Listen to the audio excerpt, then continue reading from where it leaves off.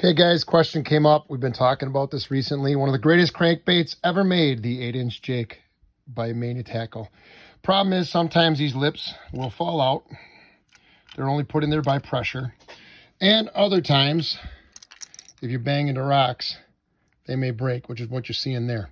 So to remove these, it's a pretty simple process. You're going to wind up taking it outside or down in your shop, put it in a vise, get a towel. You don't want to crush the bait. Get it in here, tighten up the vise only as tight as you need to. And then a lot of times what I'm going to do is take a small mallet and a screwdriver, put that right in here, and tap downward with the mallet. And that'll pop that right out. So let's see if I could do this and I could show you what it looks like. If I could just, you give me 1 second here.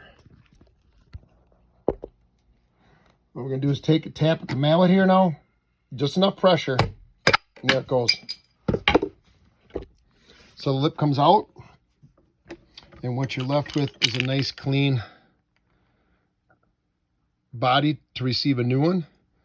And my suggestion is you get a new one. You can buy them at Guide's Choice Pro Shop. We sell them there. You can get them online too. You can also get them from Drifter Tackle. But the new one will just push right back in here, snap into place. And when it does, I suggest you put a little drop of super glue right at the bottom of the bait here, and that'll keep that thing nice and secure.